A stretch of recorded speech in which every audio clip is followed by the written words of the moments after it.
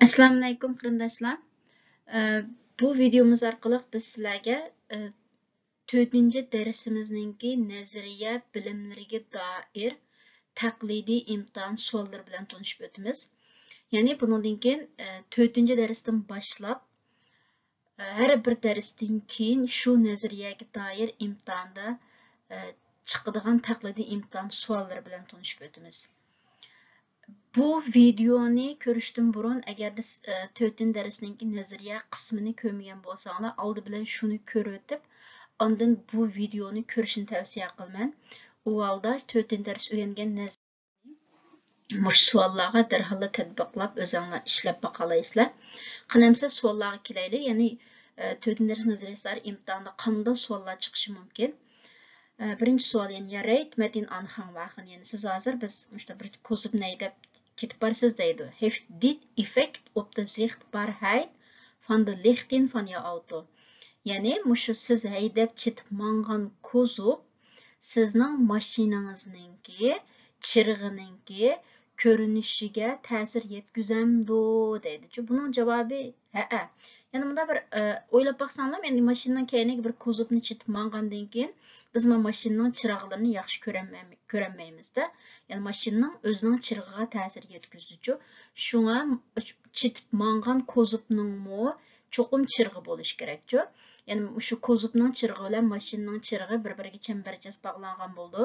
Yani agarda mashinaning tormoz chirig'ini bosgan vaqtda mush kozubningmi tormoz chirig'i yondi. Shu orqali yani kozubning keyindagi chiroq orqali biz mashinaning tormoz chirig'ini bosib va yoki o'ngga mangmoqchimi, so'lga mangmoqchimi, yani qaysi chiroqni uryotidi, shuni bilib mangalaymiz-ku. Shunga mana savolning javobi ha.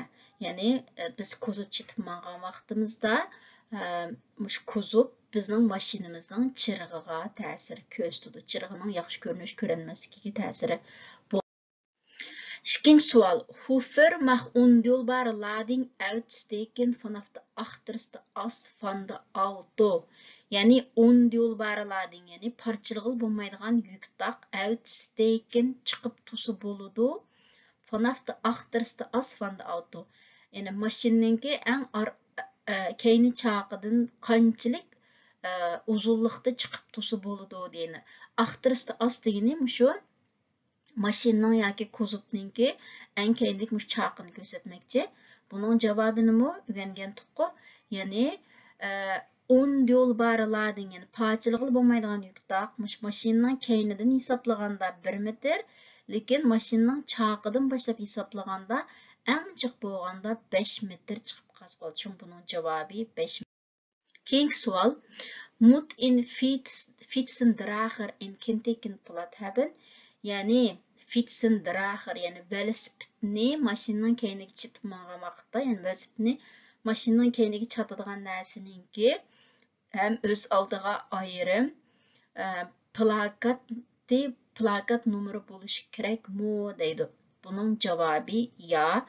Yani biz 750 kilodan tuvan bo'lgan har qanday narsani mashinaning keyiniga chetib mangan vaqtimizda mashinaning plakatiga o'xshash bo'lgan oq rangli plakat bo'lishi kerak. Velosipedni chetib mangandim shunda, chunki velosiped mashinaning plakatini to'sib oladi. Shunga mashinaning plakat numeriga o'xshash aniq ko'gil bo'ladigan oq rangli plakat cho'qim bo'lishi kerak. Velosipedda kichik narsa bo'lsa-mu. Keyingi savol. Deelbare lading steekt uit aan de voorkant van jouw auto. Mag dat? Yani deelbare lading, yani parçalıqlı bo'lgan yuktak steekt out chiqib turibdi on the voorkant van your auto. Mashinangizning oldi tarafidan buni rasmda ko'rgandek chiqib qopdi. Maqtat buningga yo'l qo'yilamdi deydi. O'rgangan tuqqu. Parçalıqlı bo'lgan yuktak mashinaning oldidan qat'iy chiqib qolsa bo'lmaydi. Shu buning javobi yo'q. Ne? Lekin parçalıqlı bo'lmaydigan yuktak eng jiq bo'lganda qanchalik chiqib qolsa bo'ladi? Bunun cevabını özünlerle kaldır. Keyingi savol. The anhanger is 3 meter long. Yani siz mashinanın keyiniga chatgan kozub 3 metr uzunlikda. The ondeelbare lading is gemarkeerd met dit bord. Yani parçalıqlı bo'lmaydigan taq, marker, belge qo'yilgan, maddit board, yani mush taqtın demekçi.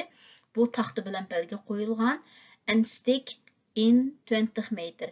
Yani 1 metr 20 santimetr chiqib turdu. Mahdit bu mushtaqis to'g'ri bo'lamdi deydi-chu.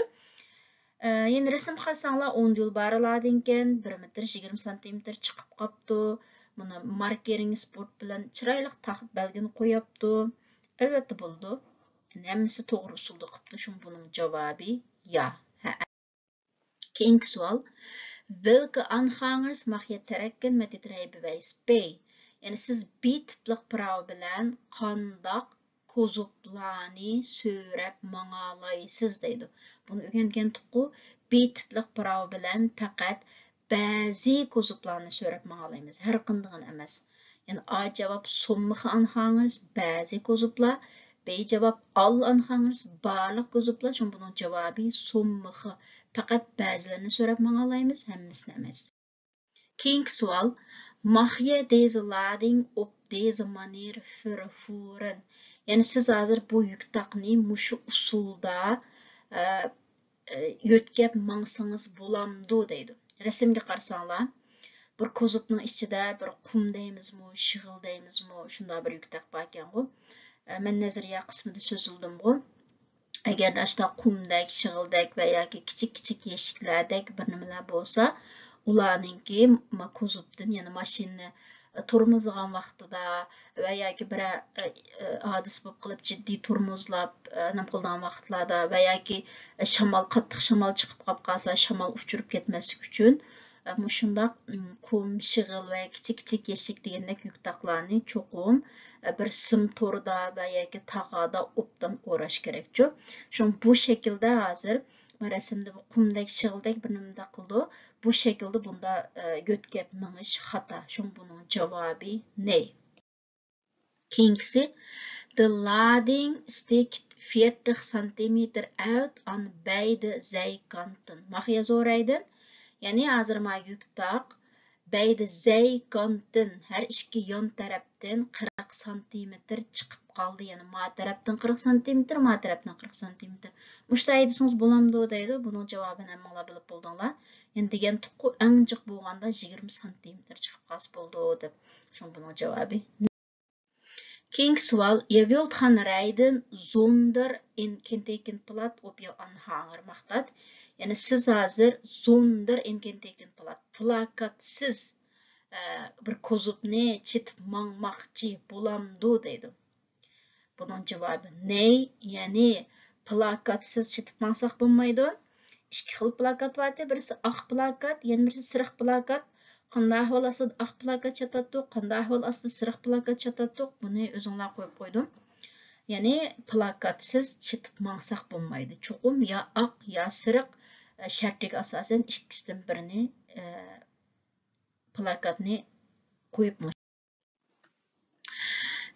Endi keldik. Vanaf hoeveel kilo moet in aanhanger in eigen kentekenplaat hebben? Yani vanaf hoeveel qancha kilodan boshlab in aanhanger, yani bir kozup eigen kentekenplaat, yani o'ziga xos ayrim plakati bo'lishi kerak deydi. A javob 6, B javob 750 kilogramdan boshlab, C javob 500 kilogramdan boshlab. Bunun to'g'ri javobi 6, yani her vaqt o'zining ayrim kenteken plakat bo'lishi kerak. Lekin 750 kilogramdan tuvan bo'lgan vaqtida mashinaning plakat numeriga o'xshash oq rangli plakat bo'ladi. 750 kilogramdan yuqori bo'lgan vaqtida mashinaning plakatiga o'xshamaydigan o'ziga xos bo'lgan sariq rangli plakat bo'ldi. Baya şu masualının cevabı hazır FNAF 750 kilogram desek doğru oldu ekan. Yani 700 maşina çatılan kozupning ağırlığı 750 kilogramdan jiq bo'lgan vaqtda ayxin, yani o'ziga xos mashinaning plakatiga o'xshamaydigan o'ziga xos bo'lgan sariq rangli plakati bo'ldi. Endi eng oxirgi savolimiz lading mag niet meer dan centimeter uitsteken aan de zijkant. Yani şu şopurluq nazariya imtihanida CBR'ning savollarida mushta tanlashdan boshqa o'zinglar san sifirini yazıdığan suallarım bolducu manındek. Yani mavu işte suallarının bir tipik misali. Yani sual gelsek yani lading yani basılgan yüktak magnet merdan yani işip kesse bulmaydı.